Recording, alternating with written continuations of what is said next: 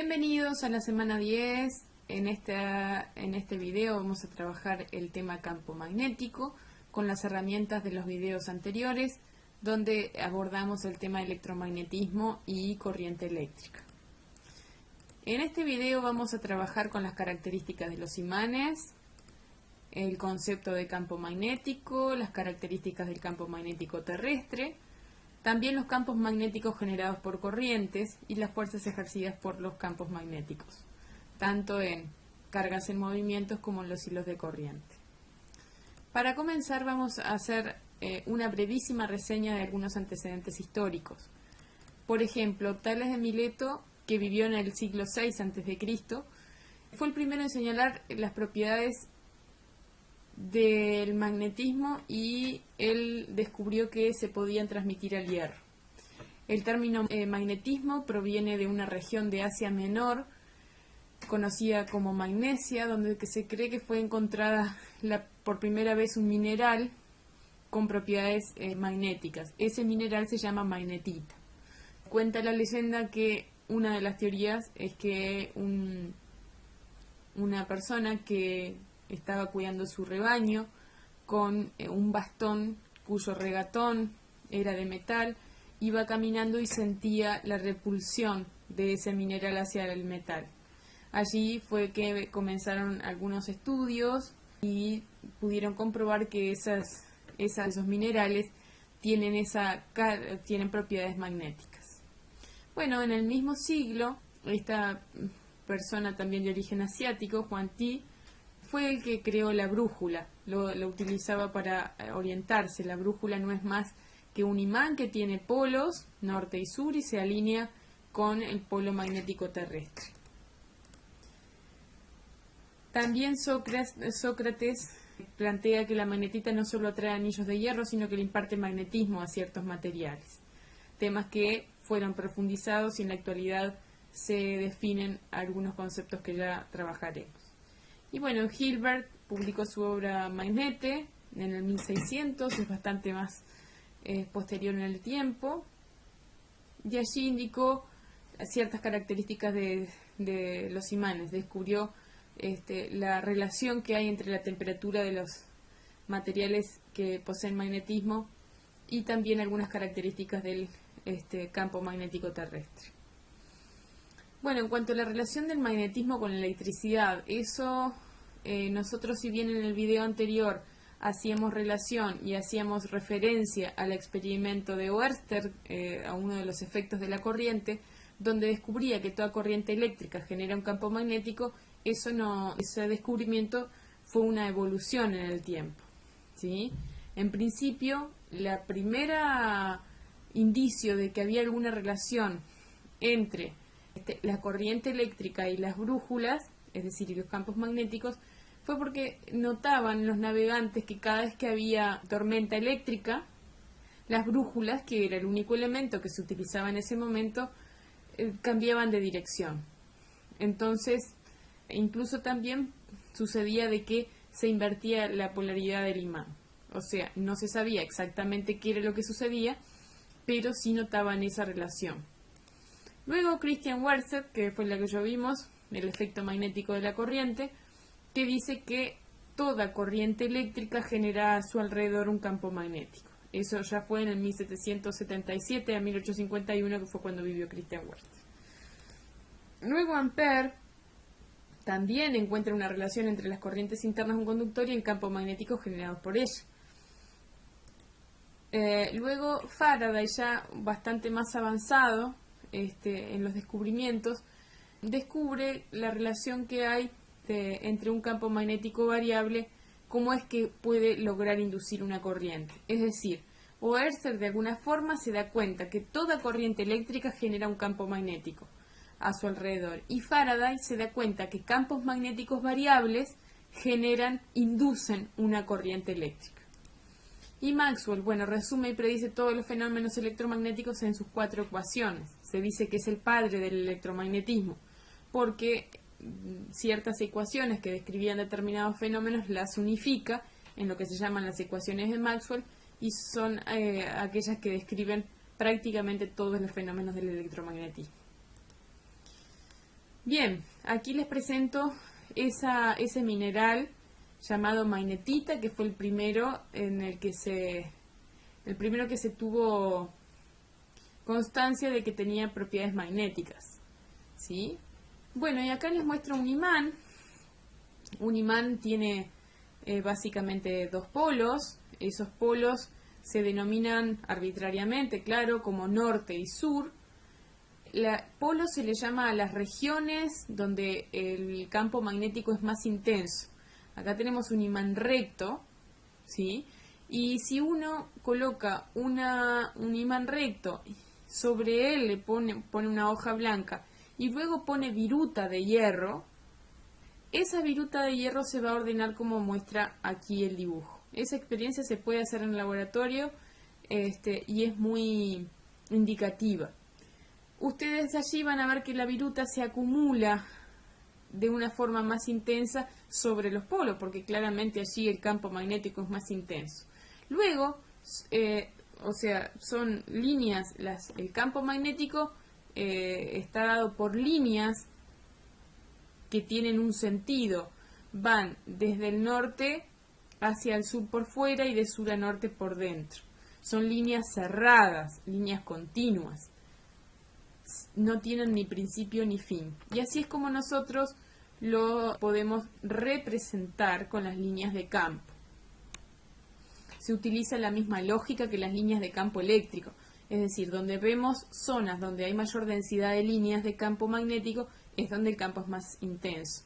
Y también los vectores campo magnético se pueden determinar en cualquier punto del espacio, ya que son siempre tangentes a las líneas de campo.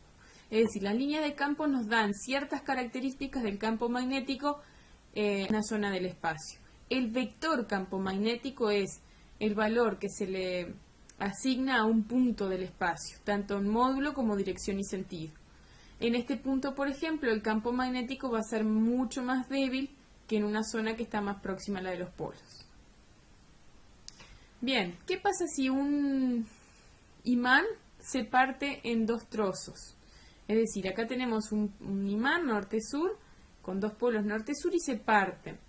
¿Quedará un polo en cada uno de los trozos? No, eso es imposible. Cuando se parte un imán, en cada uno de esos trocitos se va a formar un nuevo sur y un nuevo norte. ¿Eso por qué sucede? Porque las líneas de campo magnético son continuas, no tienen ni principio ni fin. Entonces, siempre que existe un polo norte, debe existir un polo sur. En todo caso, pueden existir multipolos, pero siempre tienen que ser múltiplos. Siempre tiene que haber la misma cantidad de polos norte y polos sur. Eso se le conoce como la ley de Gauss magnético, la inexistencia de monopolos magnéticos, es decir, no puede existir un sur aislado o un norte aislado.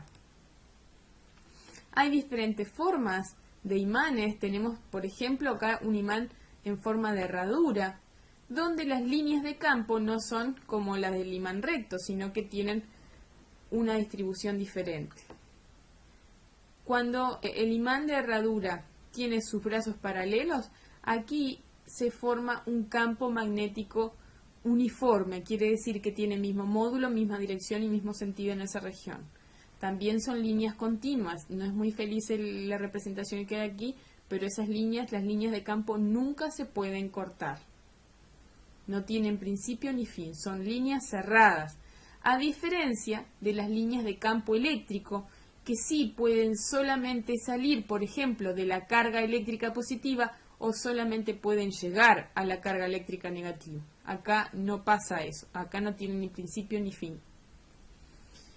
Y bien, ahora vamos a ver un pequeño video donde nos muestra algunas características de los... Todos hemos jugado con estas piezas metálicas que parece que mágicamente atraen metales. Los usamos para hacer motores, bocinas, timbres, brújulas, para cerrar la puerta del refrigerador y hasta para hacer trenes que levitan. También les llamamos magnetos porque en la antigüedad se descubrieron estas piedras sorprendentes a las que hoy llamamos magnetita, en una región de Turquía llamada Magnesia, ocupada por los magnetos, un pueblo griego, no el villano de los hombres X. Los imanes, ya sean naturales o artificiales, crean a su alrededor un campo magnético que es capaz de atraer ciertos metales sin tocarlos, e incluso cuando hay de por medio otros objetos o el vacío. Si haces un experimento con limaduras de hierro, puedes hacer visible este campo. Como seguramente sabes, toda la materia está hecha de átomos, y en cada átomo hay electrones. Cada uno de estos electrones funciona como un diminuto imán. Tiene un spin o dirección en la que gira, y eso determina que tiene un polo norte y uno sur, y que crea un microscópico campo magnético. Si los electrones de un átomo se alinearan, generarían un campo magnético mayor, pero los átomos de la mayor parte de los elementos tienen todas sus capas electrónicas llenas, formando pares, por lo que unos electrones cancelan el campo magnético de otros. Entonces no todos los elementos pueden ser magnéticos. El mercurio, por ejemplo, tiene todos sus electrones emparejados, por lo que sus átomos no pueden ser magnéticos. El cromo, por otro lado, tiene átomos magnéticos, pero estos tienden a alinearse de forma alternada, de manera que no pueden cooperar para formar un campo magnético mayor. Además, para que los átomos puedan alinearse, no deben estar demasiado calientes. Los únicos materiales que son imanes permanentes a temperatura ambiente son el gadolinio, el cobalto, el níquel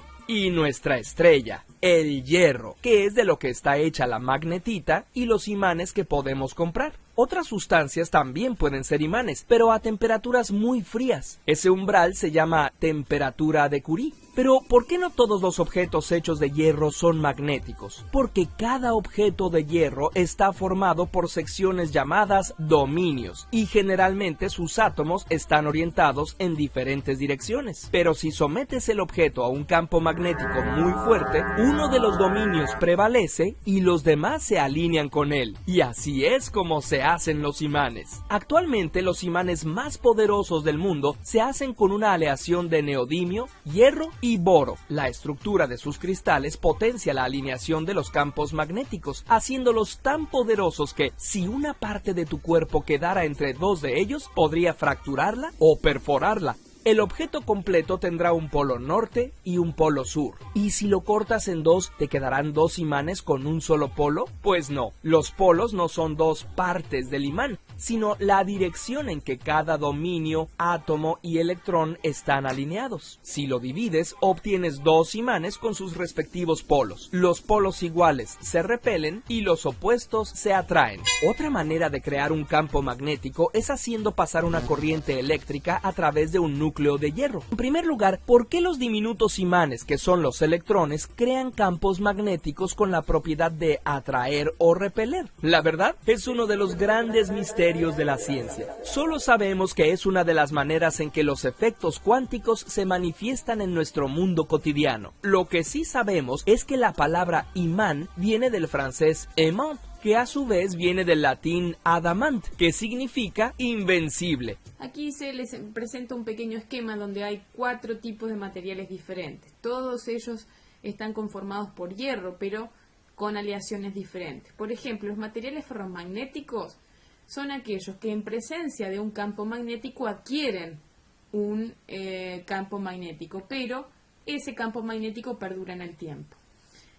Y estos materiales ferromagnéticos siempre ejercen una fuerza de atracción con el cuerpo que generó el campo magnético externo. Por ejemplo, un caso de ferromagnetismo es cuando se manda a construir una brújula, por ejemplo, cuando construimos una brújula casera con un alfiler, lo que hacemos es frotarla siempre en el mismo sentido sobre un imán cualquiera, y esa alfiler va a adquirir un campo magnético permanente, ¿sí?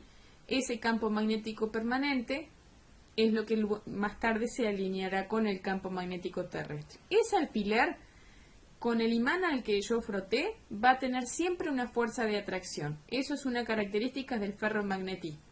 Luego tenemos dos sustancias que tienen características de diamagnetismo y paramagnetismo, que son bastante difíciles de observar. Pero la característica en común que tiene el diamagnetismo y el paramagnetismo es que solamente poseen o adquieren propiedades magnéticas en presencia de un campo magnético externo, es decir, cuando los acerco a otro campo magnético. El diamagnetismo siempre repele al campo magnético externo al cual se lo acerca. Y el paramagnetismo siempre atrae al campo magnético externo al que se le acerca. Pero ambos materiales, tanto los diamagnéticos como los paramagnéticos, pierden esas propiedades magnéticas adquiridas. Luego tenemos el ferrimagnetismo, que existe una magnetización neta que puede ser en muchos casos muy intensa. Bien, luego vamos a conversar acerca del campo magnético terrestre. Sabemos que la Tierra tiene un campo magnético natural, ¿sí?, el cual ha sido utilizado históricamente por el hombre para poder orientarse, por ejemplo, en la navegación. Como decíamos recién, una brújula no es más que un imán en el cual yo lo someto a un campo magnético externo, como es en la Tierra, y se ordena, se alinea con él. Acá les presento un esquema donde en línea punteada se indica el eje de rotación de la Tierra. Por lo tanto, este punto es el polo norte geográfico, que en el hemisferio norte se puede identificar proyectando hacia el horizonte la estrella polar. Y aquí tenemos el polo geográfico sur, que terminamos con la constelación de la Cruz del Sur. Nosotros, una vez que encontramos la constelación de la Cruz del Sur, podemos prolongar el eje mayor de dicha cruz 4 veces y media, y luego de ello lo proyectamos hacia el horizonte y ese va a ser el punto cardinal sur. Los polos norte geográfico y el polo geográfico sur son puntos fijos en la Tierra, son sistemas de referencia que los tomamos como fijos en la Tierra. Y luego tenemos los polos magnéticos, donde aquí nosotros ubicamos, ¿sí?, el polo norte geográfico y el polo sur magnético. Si ustedes observan, estos están invertidos, o sea, en el sur geográfico está próximo al norte magnético y el norte geográfico está próximo al sur magnético. ¿Y eso por qué? Porque si yo coloco una brújula, el norte quedará indicando hacia arriba. Entonces, ¿el norte es lógico que coincida con otro polo norte? No, no sería lógico porque se estaría repeliendo. Entonces, el norte de la brújula se está trayendo con el polo sur magnético y al revés. Pero si nos damos cuenta, hay una diferencia entre el polo norte magnético y el polo sur geográfico. Esta diferencia, por ejemplo, es más o menos de 800 kilómetros y esos polos magnéticos terrestres varían mínimamente con el tiempo. Por eso es que cuando aún no existían los GPS se tenían que actualizar y corregir las cartas de navegación, porque no son polos fijos, tienen pequeñas variaciones. Los campos magnéticos generados por corrientes eléctricas, nosotros hasta el momento hemos analizado que las corrientes eléctricas generan campos magnéticos. ¿De qué depende? ¿De qué dependen las características del campo magnético generado por corrientes? Va a depender de 3 cosas básicamente. De la distancia al hilo de corriente, de la geometría que tenga el conductor y de la intensidad de corriente que circule por ella. Acá vamos a analizar nosotros solamente en este curso cuál es el campo magnético generado por un conductor recto, y a eso vamos. Campo magnético generado por un hilo conductor. Un campo magnético puede ser generado por un imán permanente o por cargas en movimiento que conforman una corriente eléctrica en una determinada dirección. Una forma experimental de apreciar el campo magnético generado por un hilo conductor consiste en colocar una brújula en distintos puntos a su alrededor, mientras observamos el cambio de dirección de la aguja imantada. De esta forma, obtenemos un campo vectorial solenoidal alrededor del hilo conductor, cuya intensidad es mayor cuanto más cerca se está del conductor o cuando se aumenta la magnitud de la corriente. Una vez visto este pequeño videito de la Universidad de los Andes, donde nos da una idea de cómo son las líneas de campo generadas por un conductor recto, vamos a analizar cómo es que podemos calcular el módulo del campo magnético generado por un hilo de corriente. El campo magnético generado por un hilo de corriente lo vamos a calcular como K, que es la constante de permitividad magnética en el vacío, que siempre vale 2,0 por 10 a la menos 7 Tesla metros sobre amper. Tesla metros sobre amper no es más que la unidad de la constante. Esto sirve para el aire y para el vacío, no sirve para otros medios. La I es la intensidad de corriente que se mide en amper y D la distancia hacia el conductor. Veamos, por ejemplo, yo tengo acá un conductor por el que circula una cierta corriente, con una cierta intensidad I. Entonces, ¿cómo hago yo para saber en qué sentido circulan esas líneas de campo magnético? Eso se realiza con lo que se llama la regla de la mano derecha.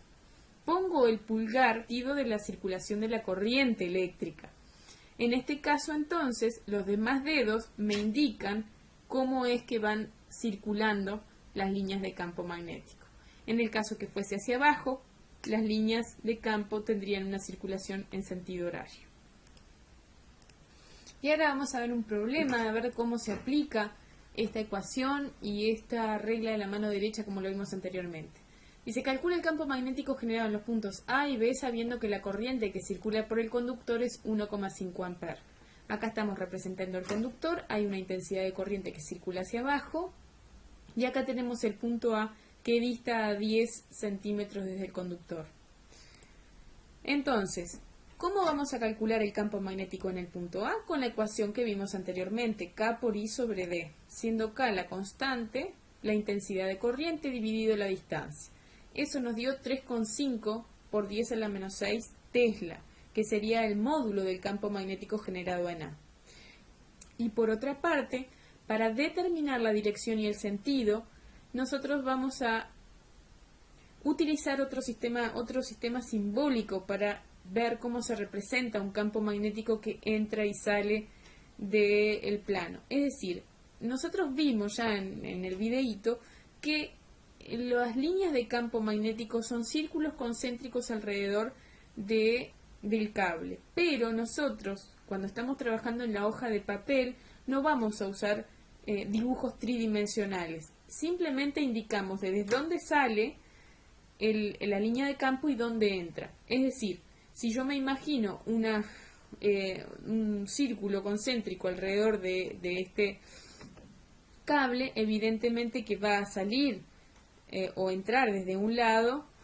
Es decir, en este caso, si aplicamos la regla de la mano derecha, tomamos el pulgar hacia abajo y a la izquierda del conductor va a ser entrante al plano.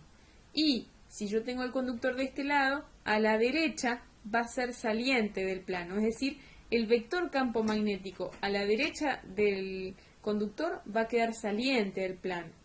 Y a la izquierda va a quedar entrante al plano. Eso entonces se determina con la regla de la mano derecha, ¿sí? Colocando, reitero, el pulgar en el sentido de la intensidad de corriente y los demás dedos me indican cómo es la circulación del campo magnético. Cuando el campo magnético es entrante al plano, se indica con una cruz, ¿sí? Se pone una cruz rodeada de un círculo. Eso quiere decir que el campo magnético en A va a tener este módulo y va a ser entrante al pizarrón o al plano o a la pantalla, ¿sí? Veamos entonces ahora, vamos por el punto B. El punto B dista a unos 5 centímetros, es decir, 0,050 metros del conductor, teniendo la misma intensidad de corriente.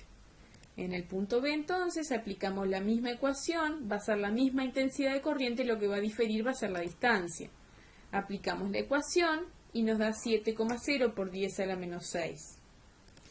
Entonces, en este caso también vamos a utilizar la regla de la mano derecha. Coloco el pulgar hacia abajo y veo cómo quedan los demás dedos a la derecha del conductor. Y los dedos me indican que es saliente al plano. Es decir, que cuando lo voy a representar, lo represento con un punto rodeado de un círculo. Tenemos el punto A, que dista 0,050 metros, es decir, 5 centímetros, y el otro, y el punto A dista 10 centímetros del conductor 2. Veamos entonces cómo es el campo generado por 2 en A. Calculo el campo magnético generado por 2, el módulo, digamos, K por I2 sobre distancia. La distancia será la de 10 centímetros, es decir, 0,10 metros. Haciéndolo en la calculadora me da 3,5 por 10 a la menos 6 Tesla. Y acá tenemos que aplicar la regla de la mano derecha. La regla de la mano derecha en este caso me indica que el pulgar lo tengo que colocar hacia abajo, dado que el I2 tiene una intensidad de corriente que va hacia abajo. ¿Qué sucede a la derecha del conductor? Los demás dedos me indican que es entrante al plano. Así que en el campo magnético generado por 2 en A va a tener una dirección entrante al plano y su módulo será de 3,5 por 10 a la menos 6 Tesla. Ahora vamos a hacer exactamente lo mismo, vamos a calcular el campo generado por la intensidad de corriente 1 en A.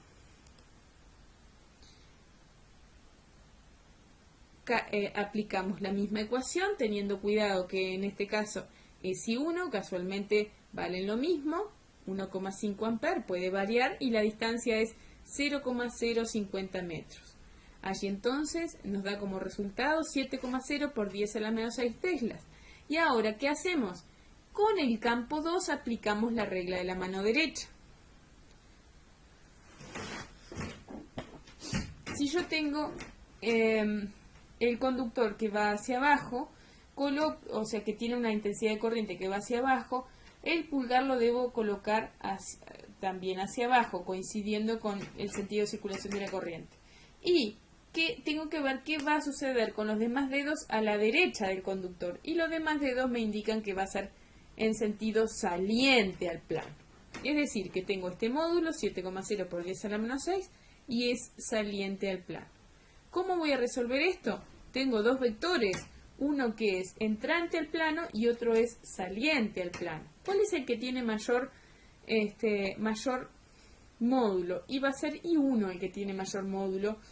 Por lo tanto, vamos a hacer una suma vectorial para determinar cuál es el campo magnético en el punto A. Como tienen sentidos opuestos y el mayor es el B1, vamos a restarle B2. Hacemos B1 menos B2 y me va a dar 3,5 por 10 a la menos 6.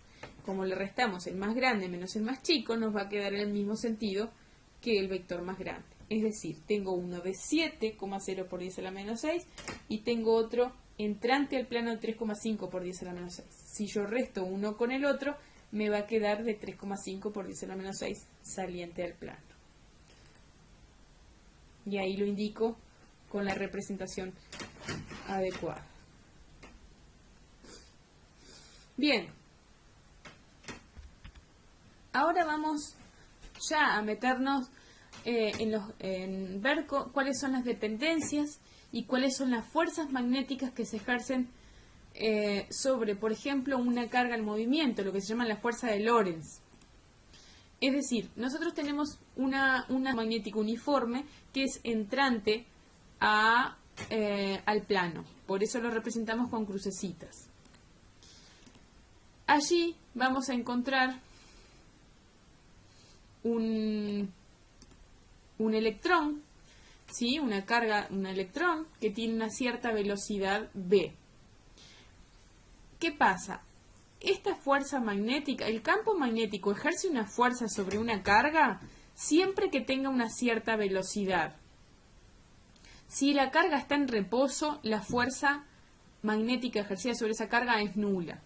Entonces, esa fuerza que se ejerce sobre las cargas depende de la cantidad de carga que tenga el cuerpo, en este caso es la carga elemental del electrón, depende de la velocidad, cuanto mayor sea la velocidad, mayor va a ser la fuerza, y obviamente que también depende del campo. Como así también depende del ángulo que haya entre el campo y la velocidad. Si el campo y la velocidad son colineales, es decir, tienen el mismo sentido o son opuestos, el seno de 0 o de 180 es 0. Ahí tampoco ejercería fuerza el campo magnético sobre la carga. Entonces, Q es la carga medida en Coulomb, V la velocidad medida en metros por segundo y V el campo magnético medido en T. Alfa el ángulo entre el vector campo magnético y el vector velocidad, que en este caso, como tenemos un vector campo hacia adentro y una velocidad que forma 0 grados con la horizontal, forman 90 grados entre sí. La dirección y el sentido está dado por la regla de la mano izquierda. Esto utiliza una propiedad que tiene anatómica que tenemos, es que los tres dedos deben de estar perpendiculares entre sí, es decir, el pulgar hacia arriba, el índice hacia este lado y el dedo mayor tiene que estar bien perpendicular, no pueden estar así ni así, no, tienen que estar los tres perpendiculares entre sí.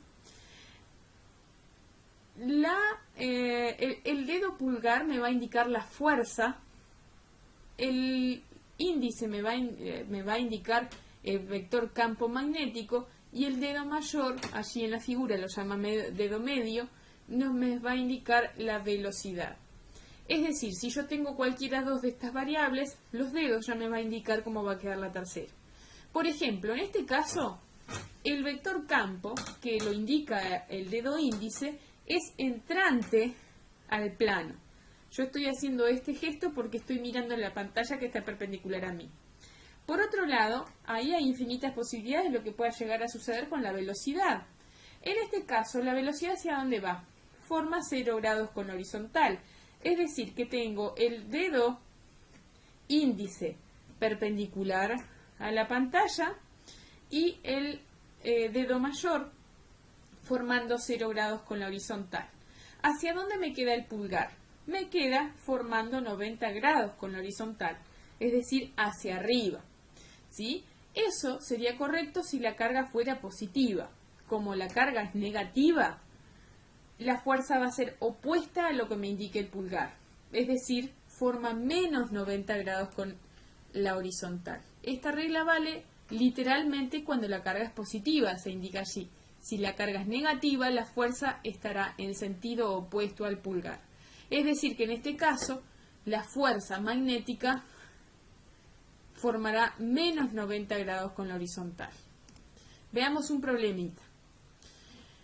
En una región donde existe un campo eléctrico uniforme, cuyo módulo es de 2,5 por 10 a la menos 6 teslas, como muestra la figura, se lanzan electrones con una velocidad de 2,5 por 10 a la 6 metros por segundo, formando un ángulo de 90 grados con la horizontal.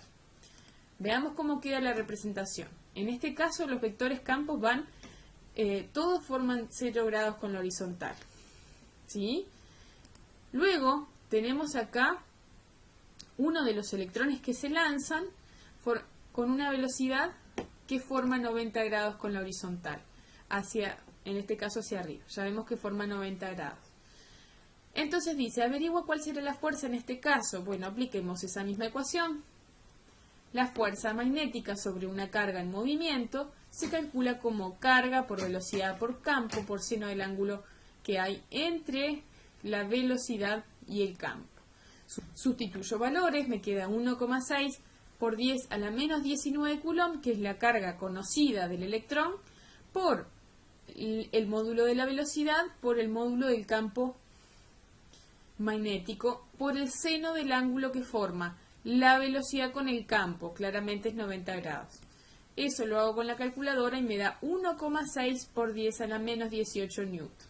Luego de tener el módulo, vamos a aplicar la regla de la mano izquierda.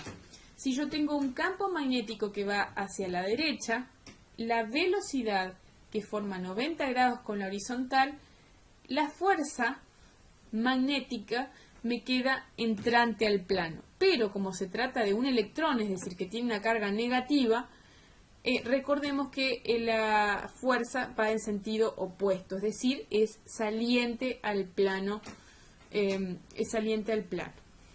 Bien, ahora vamos por la parte B. Dice, averigua cuál será la fuerza si se lanzan en el mismo sentido que el campo. Es decir, que la velocidad va a tener el mismo sentido que el campo magnético. Calculemos, apliquemos la ley de Lorentz, la fuerza de Lorentz, Q, carga por velocidad por V por seno de 0 grados. Entonces, seno de 0 es 0 y no existe fuerza magnética aplicada sobre una carga que se mueve en la misma dirección del campo, ya sea en el mismo sentido o sentido opuesto. Va a resultar lo mismo. Y por último vamos a ver otro tipo de fuerza magnética que es la que se ejerce sobre un hilo de corriente, que es la fuerza de Laplace.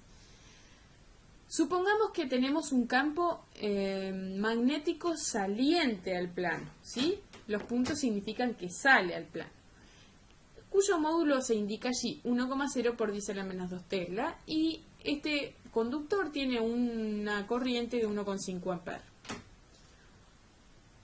¿Cómo es que se calcula la fuerza que ejerce el campo magnético sobre este hilo de corriente? Se calcula como campo por intensidad de corriente por la longitud de este conductor por el seno del ángulo que forman la intensidad de corriente y el campo. Es decir, que si sustituyo me queda 1,0 por 10 a la menos 2 Tesla, que es el campo, por intensidad de corriente, que es 1,5 amperes, la longitud que la supusimos de 0,10 metros, por el seno de 90 grados. ¿Por qué 90? Porque si yo tengo algo saliente y otro vector que va hacia allá, me quedan ambos de 90 grados. Eso me da como resultado 1,5 por 10 a la menos 3. Y ahora nos tenemos que preguntar cómo hacemos para determinar la dirección y el sentido de esa fuerza. También vamos a usar la regla de la mano izquierda, de una forma un poco diferente. En este caso también el pulgar me va a indicar la fuerza magnética, también el índice va a ser el campo, pero el dedo mayor no va a ser la velocidad como en Lorentz, sino que va a ser la intensidad de corriente. Una regla mnemotécnica es FBI, alto ahí, FBI. ¿Sí? Fuerza, campo, intensidad. En este caso entonces el campo queda saliente al plano, ¿sí? Es decir, que viene hacia mí, el dedo índice viene hacia mí, la intensidad de corriente queda hacia la derecha y la fuerza magnética queda hacia abajo, es decir, formando menos 90 grados con la horizontal. Y así es como vamos a dar por terminado este capítulo de campo magnético, donde recorrimos algunas características de los materiales, algunas características magnéticas de los materiales y también cómo es que se generan los campos, cuál es la dependencia que tiene el campo generado por un conductor recto y las fuerzas magnéticas ejercidas sobre cargas en movimiento e hilos de corriente.